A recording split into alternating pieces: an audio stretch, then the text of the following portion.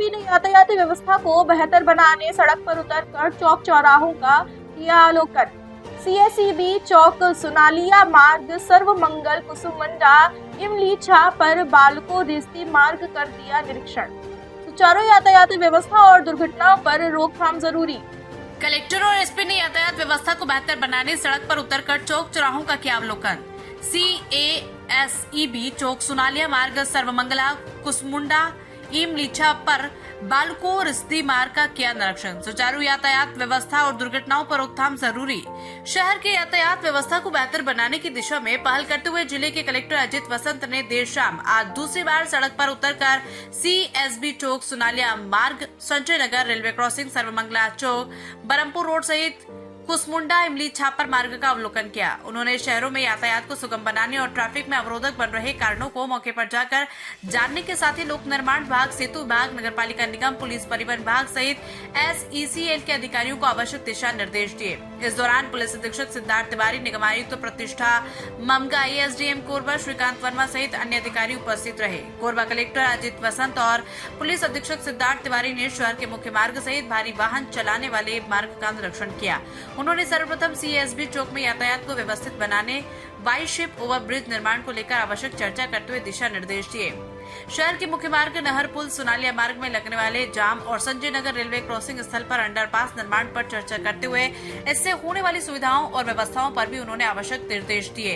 Collector और SP ने सर्वमंगला तिराहा, सर्वमंगला बरमपुर मार्ग, कुसमुंडा, इमलीछा पर मार्ग का निरीक्षण कर भारी वाहनों से होने वाले ट्रैफिक जाम और उसमें सुचारू यातायात के विकल्पों पर लंबी चर्चा की। उन्होंने रेलवे क्रॉसिंग बंद रहने, कोयला वाले ट्रक के आवागमन तथा आम नागरिकों के लिए सुरक्षित आवागमन पर विस्तार से चर्चा करते हुए सभी अधिकारियों को आवश्यक दिशा निर्देश दिए। कलेक्टर ने निर्देशित किया कि इमलीछा पर मार्ग में भारी वाहन चलने से आम नागरिकों को परेशानी न हो और जो भी निर्माण कार्य जारी है उसे समय पर पूरा किया जाए। इसके साथ ही उन्होंने एसईसीएल के अधिकारियों को भी सुचारू यातायात व्यवस्था के लिए विकल्प तैयार कर आने वाले दिनों में होने वाली बैठक में उपस्थित होने के भी निर्देश दिए। उन्होंने बालको मार्ग से रिजदी चौक में भारी वाहनों के दबाव को कम करने और सड़क पर पार्किंग न हो, इसके लिए देबू पावर प्लांट की रिक्त भूमि पर पार्किंग की व्यवस्था हेतु पहल करने के निर्देश एसडीएम को दिए।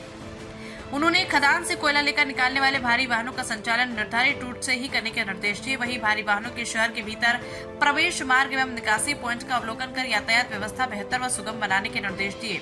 उन्होंने ये भी निर्देश दिया कि मुख्य मार्गों पर वाहनों को बेतरतीब ढंग से पार्किंग नहीं होना चाहिए ताकि अनावश्यक रूप से यातायात बाधित न हो।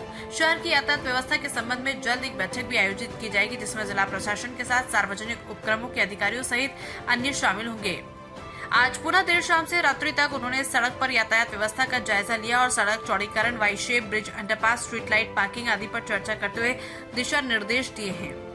चाणक्य न्यूज इंडिया के लिए कोरबा छत्तीसगढ़ से ब्यूरो हेड विवेक साहू की रिपोर्ट।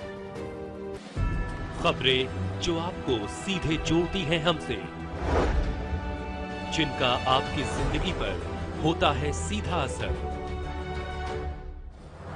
खबरों की वही तस्वीर, बिना बदले, बिना डरे, जज्बा सच का लिए, सच दिखाते हैं। चाणक्य न्यूज इंडिया, हम हैं हिंदुस्तानी।